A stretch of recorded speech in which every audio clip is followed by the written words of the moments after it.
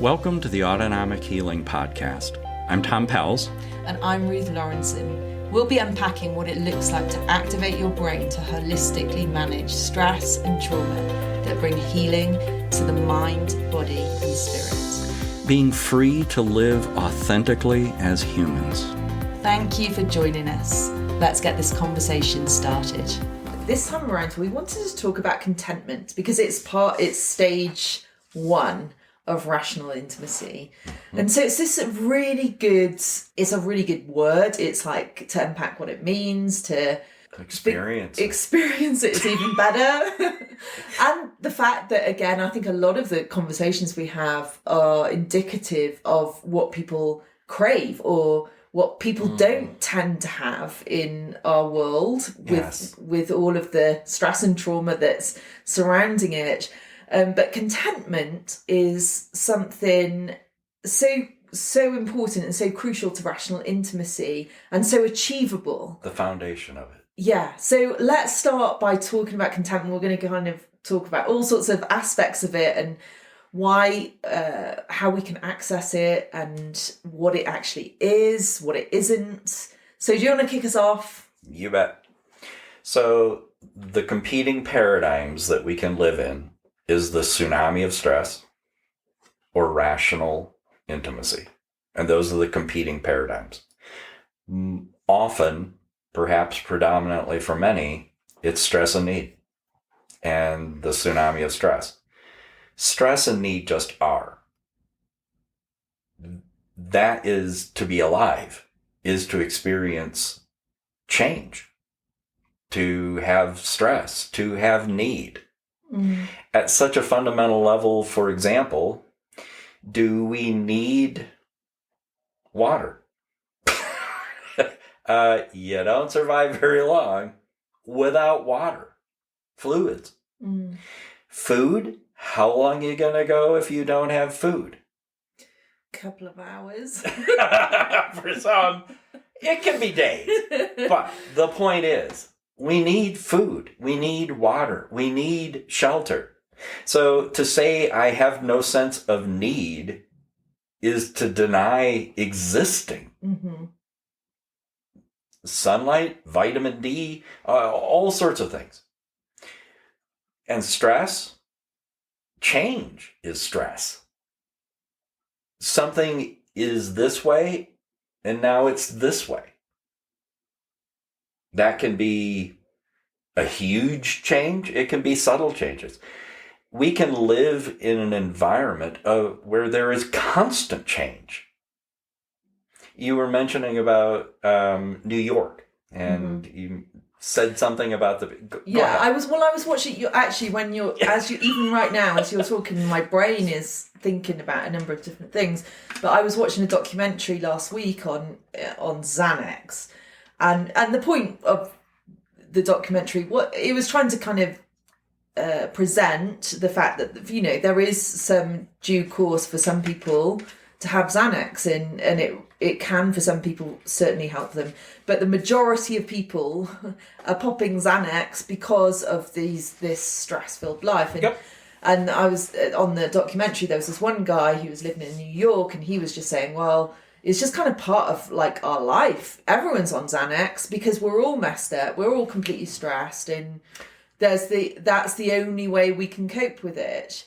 But also in this documentary, which I'd love to get your thoughts on, they were saying, and I wonder about this, Tom, because I know that our lifestyle right now is so inconducive to, like, it feels like there's just, we are on steroids, like with our pace, with social media. And so a lot of people say, we have never experienced stress like we have now. However, this documentary was going back through history and they were like, this has always been a problem. It's like, the human condition. Yeah, it's always, they have different names for it. And they have so they talked about how actually anxiety and stress and not being able to cope. Mm-hmm. Actually, I'm sure that our society right now isn't helping, but it is a human condition. I think that's helpful for us Because otherwise we can kind of disconnect ourselves from history and the human condition. And actually, people 100 years ago, they had their own version of it. Yeah. And we can be in environments where there is a constant sense of stress. Things are constantly changing. So much information keeps coming at us. Mm-hmm. All sorts of things. Change. When is there ever not change? Yeah. That's just being alive. So stress, aka change, sensing threat to well-being. This could harm me. This is harmful. Need. That's just being human. That's being alive, is a sense of stress and need. Where it's the tsunami of stress is where that stress and need is sensed as unmanageable. I can't manage that. It's perceived as unmanageable. So this is what this guy was talking about. Mm-hmm. So this is where, but he was like, everyone in New York feels like this is unmanageable. So we are either self-medicating, and it might be Xanax, it might be wine, food, it might shopping, be exercise, all of those things, whatever, which we call the maladaptive ways of coping. Mm-hmm. It's this perceived understanding that the stressful environment we live in, or whatever is happening around us, is unmanageable. Yes.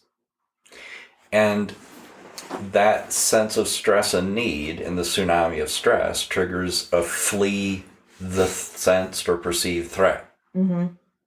So stress and need is the first stage in the tsunami of stress.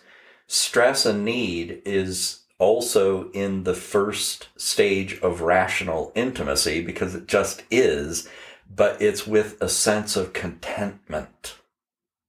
That's rational intimacy. And so it's with not a sense of stress and need, but sense of contentment. Yeah, and it's not about what's happened to your external environment. It's, the stress and need can still be the same. It is. It often is. Yeah. I did this. It can be exactly the same. And I did this. I did AHA with a guy the other day. And he was a father. He'd seen the effect for his son, which was like, he can cope. He's managing things that would have sent him, but he's not. And so he'd actually, I think they said he referred to it as voodoo. It's not. It's just brain function. And it's so kind of anyway, cool though to call it voodoo. I've had it called all sorts of. Anyway, so he experienced the somatic homeostasis, and he texted me subsequently, sent me an email that said, the AHA treatment is the real deal. Driving the bus, and that's what he did for a living, driving the bus amongst the throngs of demon-possessed, named a metropolitan area, drivers, is now 99% less infuriating. Wow. I have found that doing an activation when I go to bed gets me to sleep immediately. AHA is amazing. It's the brain function that AHA just simply allows to occur that is amazing. That's what's producing that. And that is a somatic homeostasis. That is a somatic sense of well-being. My flight or fight reaction isn't in the on position. Mm-hmm. And so I'm experiencing stress and need. The drivers are still out there, those demon-possessed drivers, and trying to maneuver a bus through all these zippy cars. That did not change. But it was 99% less infuriating because his flight or fight reaction was not simply in the opposition. That's what you were describing with the New Yorkers and the Xanax and that sort of thing. That can be somatic. That can also be cognitive, because we are body, mind, and spirit. And it can be a cognitive thing, and it can be spiritual. and cognition and spirituality are variations on different cognitions, and which aspect of us as a person are we dealing with? Is it the spirit and the being? Or is it perceptions of ourselves, others, and situations, or perceptions of ourselves as a being? But the sense of contentment is millennia old. 4, 5, 6 millennia ago, you can find in every major religion this concept of contentment. There was a, and I say, it's in every religion. There is a story of a fellow, a Buddhist monk, and his name is Ryukan, a Japanese Buddhist monk. And the story, he was a poet, just like you, Ruth. And if I was going to be a Buddhist monk, I'd be a Japanese one. Just want to put it out there. Okay. So he would write haiku. Okay. And so one very famous story about Ryokan was that he lived an extremely simple life, just the essentials of life. He lived in a little small home, kind of a hut kind of thing. He had a stream running by his home. He had minimal possessions. Talk about a minimalist. That would be what he was. And so he had virtually nothing as far as possessions, just nothing. So the story goes, and there are many variations on the details of it, but the basic story for Ryukan was that a thief came from a nearby village to steal from his home. There was nothing to steal. And so it's like the worst home to steal from. Yeah, it's like, don't steal from him. He's got nothing to steal. And as the story goes, Ryokan came home, and before this thief had left, and he encountered him. And the thief ran off. And Ryokan, quickly looking around the situation and realizing this thief came to steal things from me, there was nothing to steal. He's left empty-handed. And so he ran after him. And in one version of the story, he gave him a cushion. In another version of the story, he gave him his coat. In another version of the story, he gave him his literal clothing off his back. But his perception was, I have enough. This person stealing from me must not have what he needs. So I will give him from what I have because I am content. And he wrote a haiku about that. The thief left it behind, the moon at my window. What does that say? His riches, his wealth, his greatest possession was the moment and being able to experience seeing the moon out his window. That was his wealth. He said the thief left it behind. Yeah, he couldn't steal that. He took this crappy little junk. And I tried to give him my cushion or my coat or whatever it is. I'd rather be naked. He was content. Does that mean he didn't have stress? No. Does it mean he didn't have need? Of course. He was content. The premise in this is, from a cognitive perspective, is a perceptual shift, not from want related to stress and need, but from a sense of sufficiency and appreciating the sufficiency of what I have. Yeah, I think that's the perceptual shift. Yeah, and I think it's a massive shift because I think, I might be wrong here, but I'm just thinking about what I feel like, at least in my own life, or the people I know, and some of their stories. But I think the sense is that we're always trying to get out of something, or when this changes, I'll be fine, or when I get this job, I'll be fine. And so it's this chasing of, or this relationship, or this situation in life. So it's trying to get out of the situation to achieve contentment, whereas the truth is, it's to be found within. Yes. And even his perception, Ryokan, of this thief who had come to steal from him, as the story goes, he said, "You've come a long way to visit me." You've come a long way to visit me. You shouldn't return empty-handed. So he gave him a cushion, or he gave him his clothes. Mm-hmm. And the bewildered thief ran off. And for him, he left the moon. Mm-hmm. He left with something, some stuff, but he missed the treasure. And the treasure for Ryokan was gazing at the moon. Yeah. Steal that. Oh, you can't. That is theft proof. Yeah. And I guess, when people do have contentment, it is theft proof. Yes. Because no matter whatever stress or trauma or circumstance you're in, true contentment can't be stolen. When you have it, none of those things can steal it. That's the point. Yes. And not only that, it can be shared.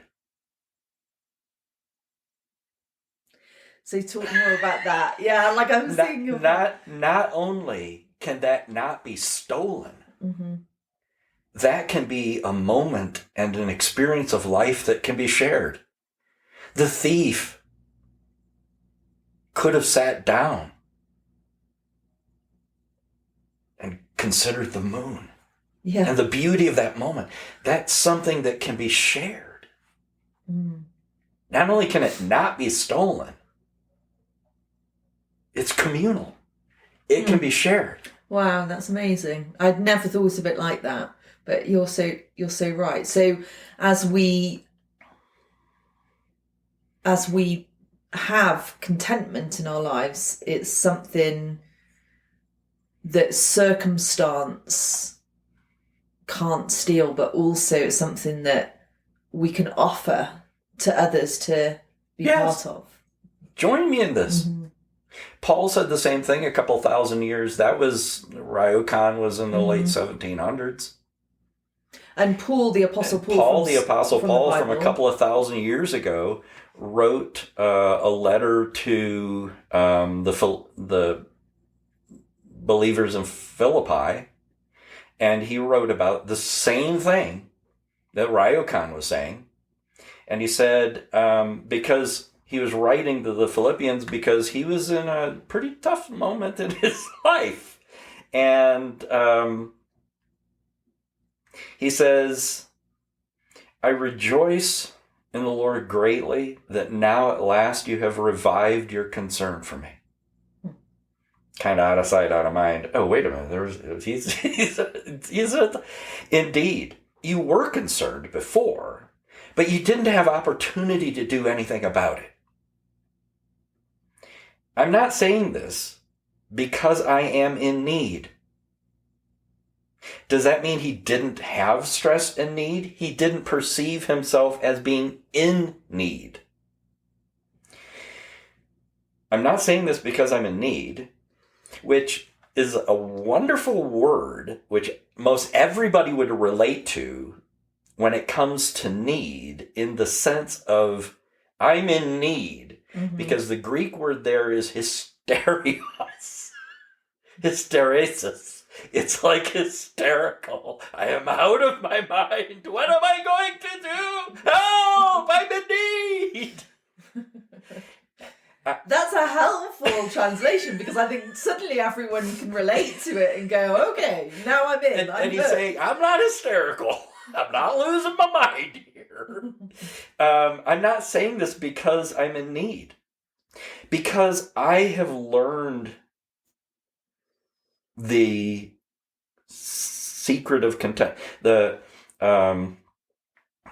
I've learned, I've been taught, I've been discipled in, I have acquired, like Ryukan. That's a learning. That's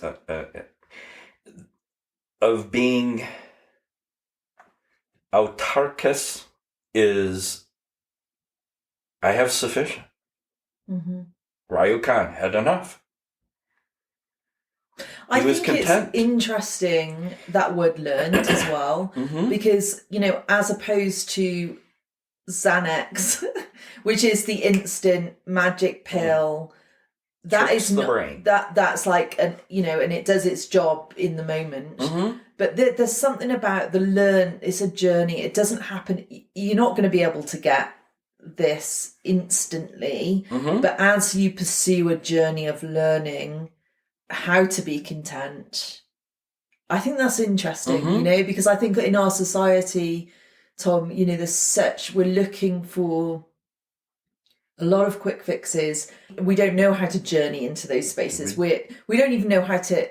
It's very rare for people to, like, even sitting in distress. We want to numb it. We don't, like, there's something about being able to go, okay, it's all right. It's okay. Yes. Yeah. So he says, I'm not saying this because I'm hysterical. I'm in need. I've learned to be content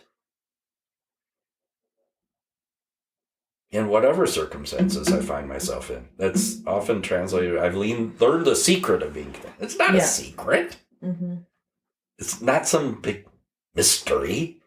It's just a shift in perception. It's learning a different way.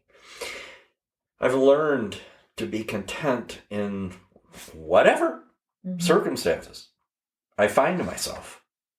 I know what it is to be in want. And the word there in Greek, tapeno, is to be in a very low position. Mm-hmm. It could be low in status. It could be low in position. It could be low in terms of provision and possessions and things like that.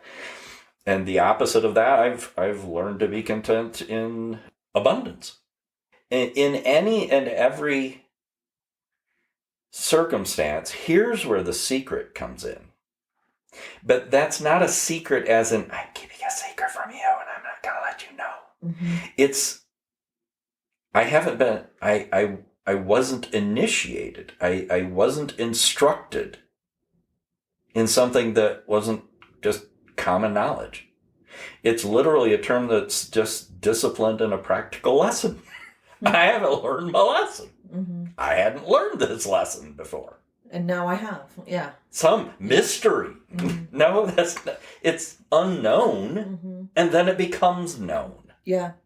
It's not some secret, arcane, spiritual knowledge that one acquires. No, it's not that. I didn't know it before. Now I know it. I think that's really important, because I think with something like contentment, we can kind of think, oh, well, that's reserved for the Buddhist monks or for the Apostle Paul or whoever. But that's not what this is saying. It's saying, no, there's this knowledge of a shift in perception here, which allows you to live in a way that's full of contentment. Yeah. And it's available for everyone. It's just human. Mm-hmm. We know it or we don't know it. And he says, whether I'm well fed, like we're sitting at the Thanksgiving Day table and we're going groaning, I'm well fed, or hungry. I have plenty, or I don't have plenty. I can do all things.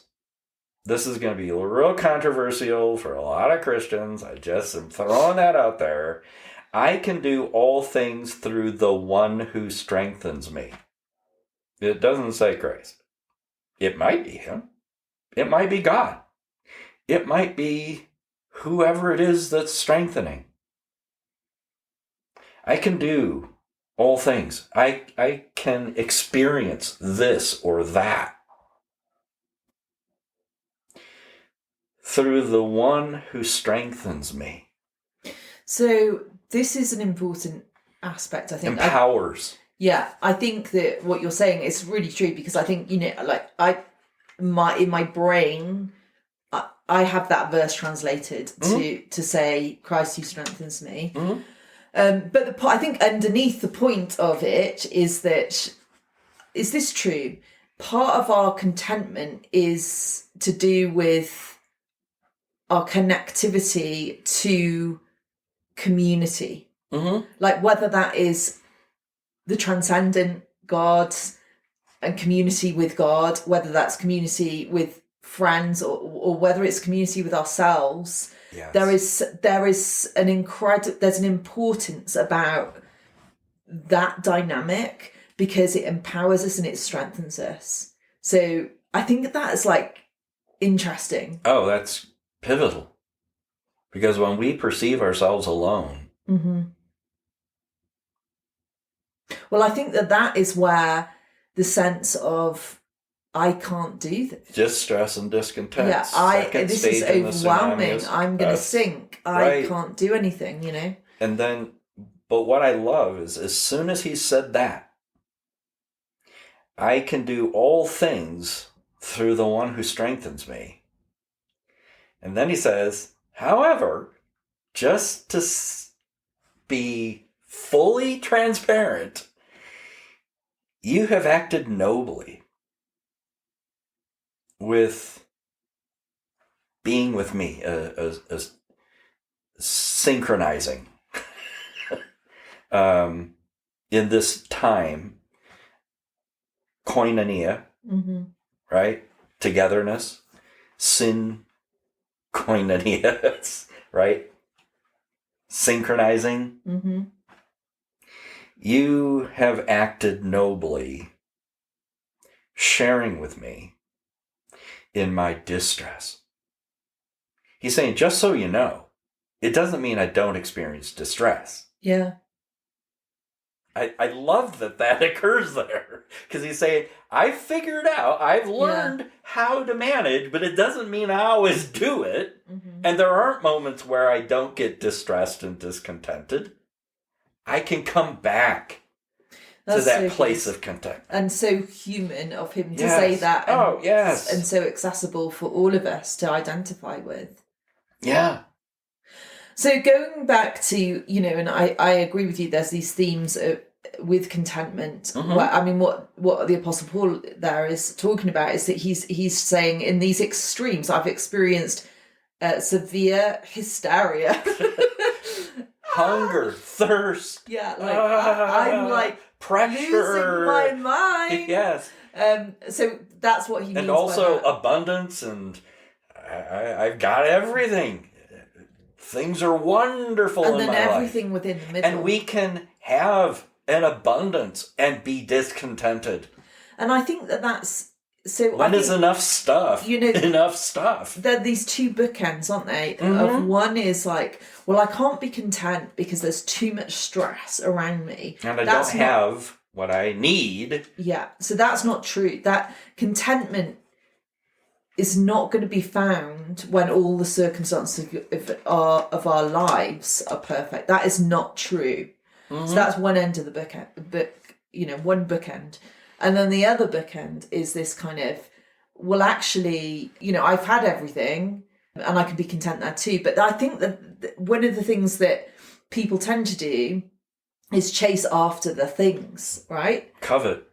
And just need... Want. I got more. It's that, if I can have like another 1,000 square foot to my house or...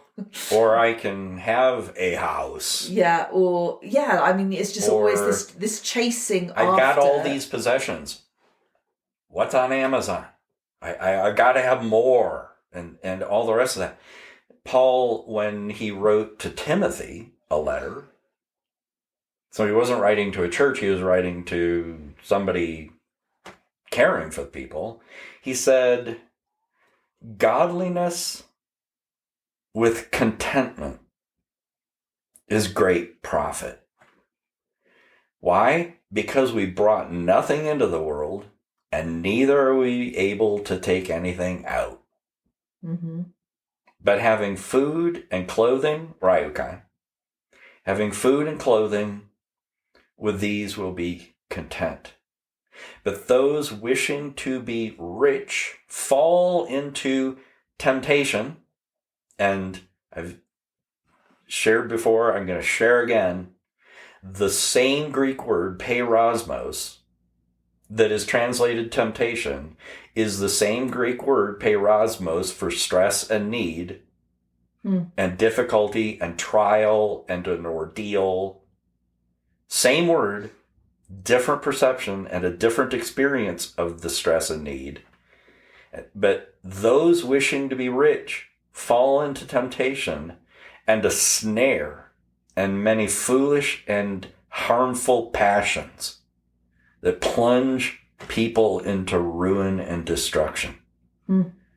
The antithesis of contentment is, I gotta have that, and whatever it takes to get that, I'm doing it. There's this, I don't know if you've heard of this quote before, but it's a Jim Carrey quote. Have you heard this quote? He says, I've heard people say this before, so it's a pretty well-known quote, I think, but he says, I think everybody should get rich and famous and do everything they ever dreamed of so that they can see it's not the answer. Yeah. Which I think is so interesting. And Paul goes on.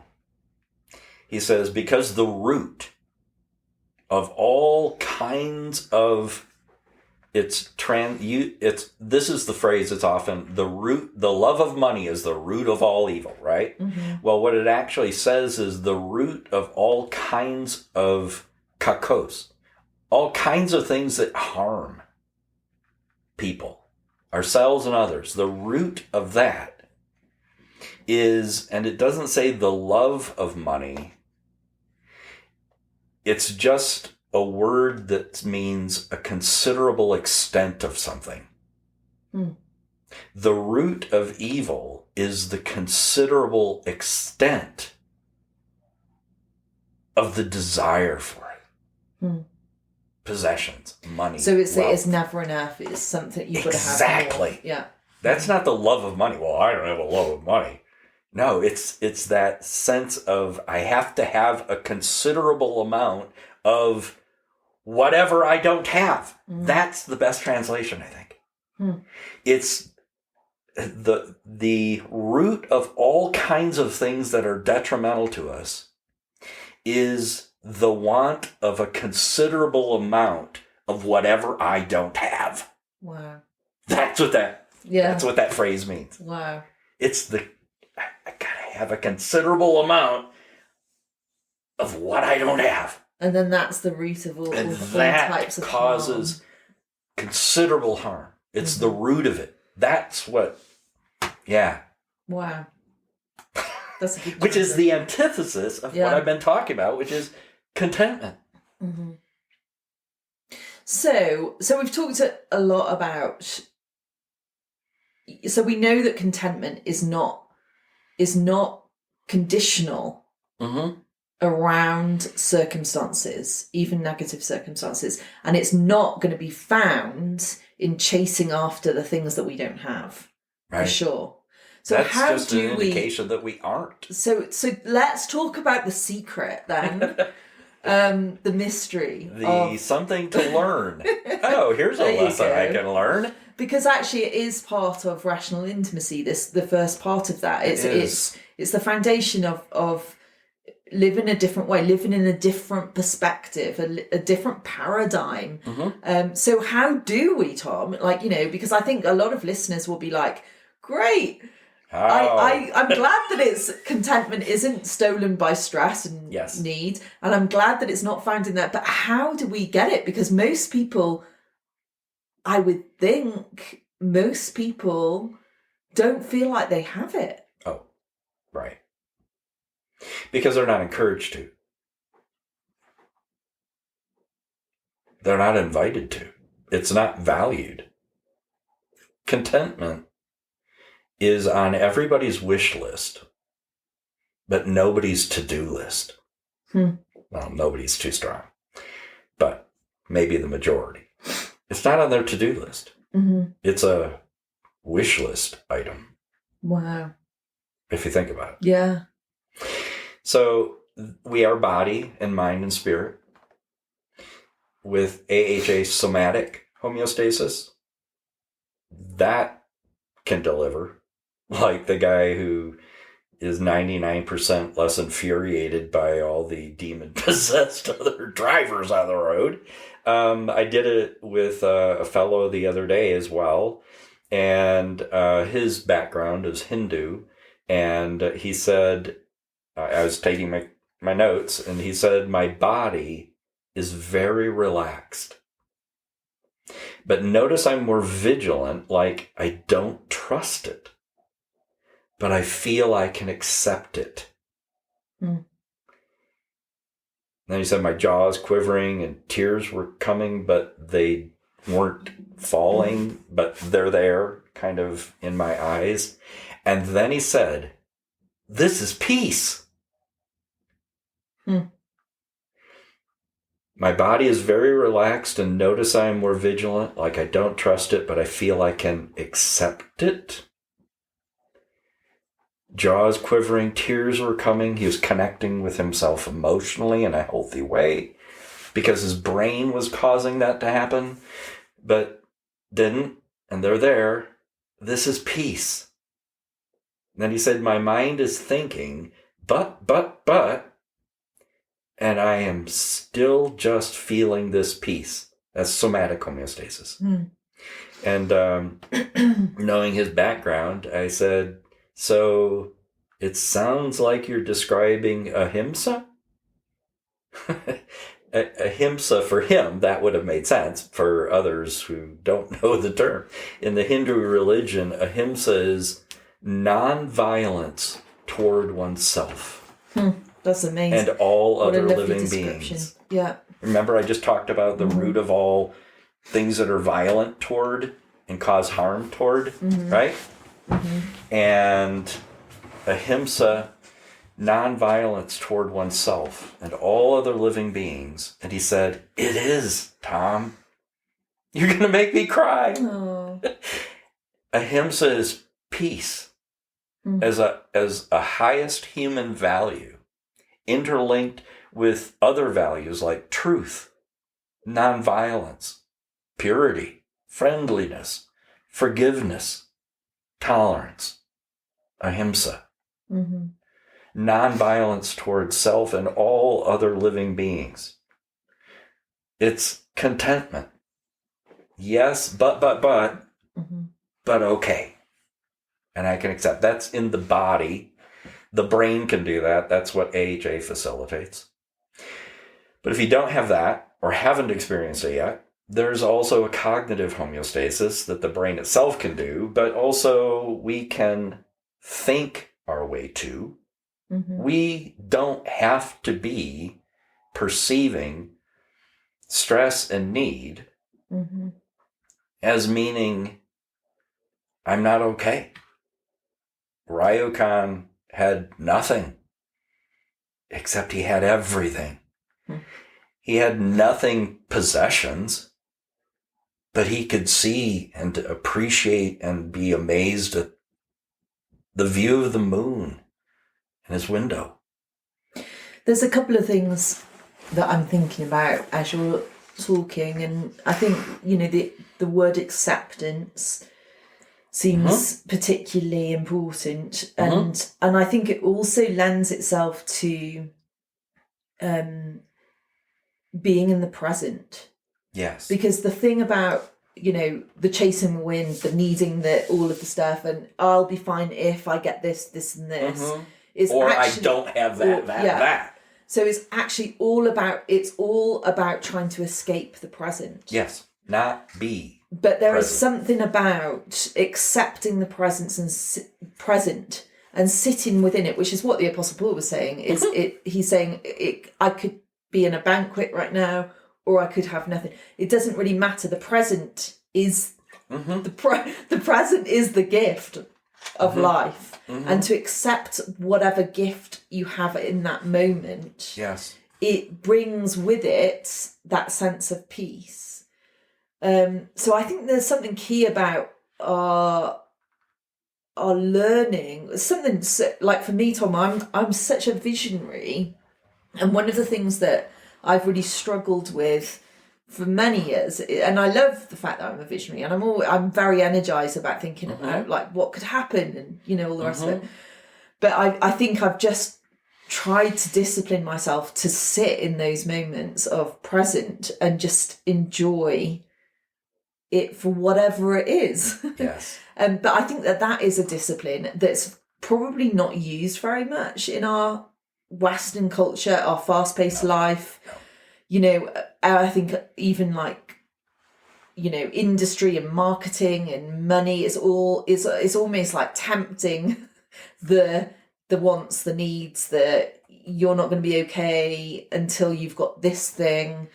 So I was just like thinking about some of those words about, but accepting, there's something about accepting what you have right now. And coupled with the sense that that's sufficient. That's the key. That's what contentment is. It's a sense of this is sufficient. I have food. I have water. I have clothing. I didn't bring anything into the world with me. I'm not taking it out. That must be enough then. So not only is it the sense of acceptance, but it's that this is sufficient. This is enough because of what truly is of significance and value. And we lose track of what is of real significance and value because we get focused on what we don't have because of the stress and need. And we lose track of what we do have and valuing that. And then we just have this desire for an overabundance of what I don't have. I was sharing with you earlier about my week last week was a bit intense, and I'm studying an MBA online. I had an assignment to do, and this whole thing is a learning curve for me, to know like how much time these things take, and I'm not just doing an MBA, I'm also doing multiple other things with my life. But I was just sharing with you, I had like a few days to get it done, and then there was this one day where like my brain just stopped working, and I was literally panicking. And I think what was triggering it was me I was projecting into the future and thinking, I can't do this in time. Like and so I was going from one paragraph to the other paragraph, and I mean, I probably sat at my computer for about 3 hours getting nothing done. And it was so stressful. Unproductive. And so I took a little walk and took a little break. And then I actually I was at home at the time, and I moved out of home and moved to a different place. And then I just had to slow down. And I remember you changed the context. And now you're going to describe changing the cognition. Yeah. So, I mean, I remember thinking I was not a happy camper because I felt like, it was like my brain went on strike. It was just like going, it was sorry, in flight or fight. I am not doing anymore. Ruth, I'm out of here. So and then I was just like, how am I going to do this? I can't even focus. I mean, I literally found it just to write one sentence was difficult. But I ended up sitting down, and I didn't do that much, but I managed to do some, and I was coaching myself, and I was saying, okay, I was actually telling myself, I was like, you're doing really well. That was the first thing I was saying. I even said, Ruth, I'm really proud of you. Come on, well done. You're doing really well. And I was just like, just write. Let's just write one sentence. Let's just write one really good sentence. And if you do that, that's great. So I was like coaching myself. I didn't know whether I was even talking out loud. You were doing rational intimacy. There was that sense of contentment. Yes, I have stress. Yes, there is need, but I have sufficient. This is manageable. This is doable. And you were affirming that sense of contentment, even with stress and need. And then that went right into that second stage naturally, as you cultivated that, of a sense of grace, poise, and gifting. You can do this. This is what I'm capable of. This is my gift. I can write. And then that went into engagement. And you were involved. You connected with. I was connecting with myself. With yourself, with the assignment. Strengthening myself. Yes. Which and is the assignment. Yeah. And the response. Right? And you engaged. You connected. And with the contentment, we feel secure and capable. With the grace, we feel empowered. And you express that. I got this. Ruth, you can do this. And you were empowering. And then with engagement and connection, you became increasingly beneficially influential in your own life and in your own life experience.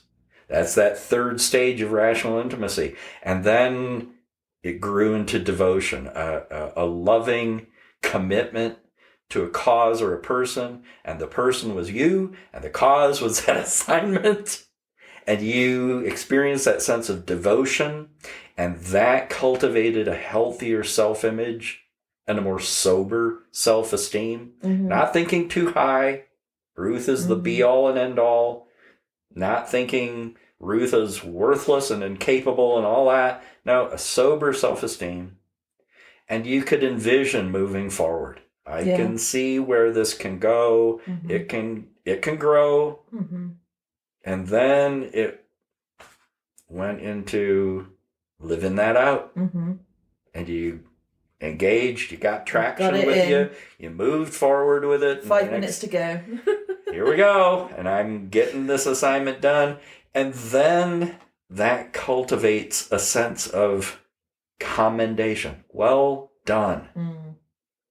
Good on it's me. It's really interesting to me, Tom, because until now, because I shared this with you before we even started recording, but as we were speaking, I associated that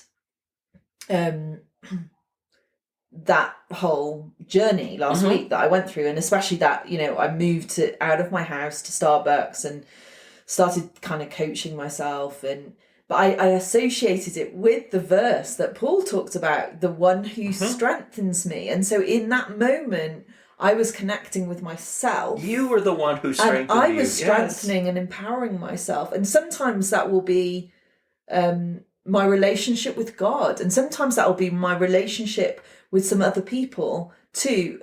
So there's this kind of strengthening, this empowering, but by connecting, not by disconnecting. And I wonder whether sometimes under stress and trauma, our temptation is to disconnect from ourselves. Totally, because and others. In the tsunami of stress, it's stress and need, distress and discontent, avoidance and evasion, disconnect. Yeah.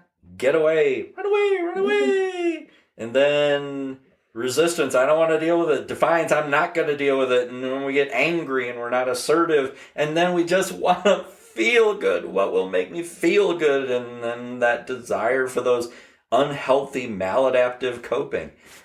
Two different paradigms, both can naturally occur.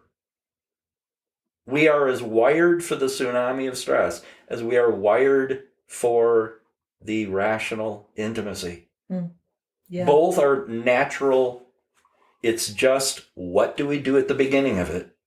And that's why contentment is so significant. Like with Ryukan, you came to visit me and you're going away empty-handed, thief. Here, let me give you You can have my coat. You can have this cushion. Or you could share, but you just ran away with what I just gave you. And you missed out on the moon in the window that we could have shared. And that's what contentment gives us. That's it. The moon in the window. Yeah. Wonderful conversation. The moon in the window moment. Yeah. That we can share. And that we all, deep down, I think, like you say, we all wish for. Yes. But it's available to us. Just shift it off onto the to-do list. Yes. And change the to-do list to a get-to-do list. It's great. Okay, well, I'm going to wrap this conversation. I feel like we could talk for a long time on this topic, but let's wrap this conversation up. We'll come back next time. But for now, I think let's try and apply some of that stuff. What an amazing hope for us to be able to live. It's not just for the Apostle Paul or a Buddhist monk. It's for us now to live in contentment, to live in the moment while we appreciate the moon. Yes. I think that's a wonderful picture. So I hope that is valuable to you listeners too as we wrap this up. So here's the last thing. Okay. If I may. Because we have stress and need, therein lies the opportunity for contentment. You've been listening to the Autonomic Healing Podcast. Join us next time as we continue in our conversations with Tom. If you're interested in pursuing your own autonomic healing journey and want to find a practitioner, visit our website, innerworkings.org. See you at the next episode.